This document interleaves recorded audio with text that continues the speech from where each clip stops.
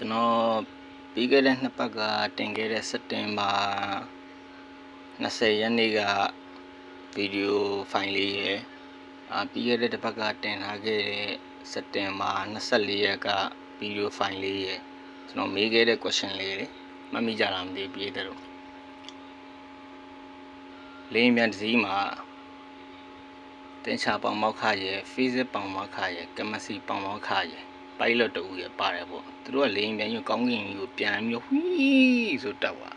တစ်ချင်တော့ကန်ဆုံမှုမှောင်ကြပြီးတော့ကျွန်းကျွန်းမှာပြတ်ကြတယ်ကျွန်တော်ပြီးခဲ့တဲ့ဘက်ကပြောခဲ့တယ်အဲ့ချိန်မှာ pilot တူကတော့တေသွားပြီပေါ့ pilot တော့တေသွားပြီ pilot တေပြီးကြံတဲ့3ဦးပေါ့ကြံတဲ့3ဦးကြံတဲ့3ဦးကတင်ချပေါင်မောက်ခရယ်ကမစီပေါင်မောက်ခရယ် physics ပေါင်မောက်ခရယ်သူတို့3ဦးကဘာတွေဆက်ဖြစ်မလဲဆိုတော့ကျွန်တော် question လေးမေးတယ်ဒါပေမဲ့ဘယ်သူမှတော့အဖြေမပေးဘူးကျွန်တော်ဒီနေ့မှတော့ဒီအပိုင်းလေးကို3ပတ်မြောက်ဖြစ်တဲ့အတွက်ကျွန်တော်အဖြေလေးပေးမယ်အဲ့သူတို့ကျွန်းတချင်းပေါ်မှာသူတို့3ဦးကဘာတွေဆက်လုပ်မလဲဆိုတော့ဘယ်လိုပြောရမလဲသူ့ရဲ့အရာသာစားလိုက်ရင်လည်းကျွတ်ကျွတ်ရွရွလေးနဲ့ခလေကောင်မှလည်းအနှစ်လေးနဲ့အရန်ကိုမိုက်တဲ့ feel လေ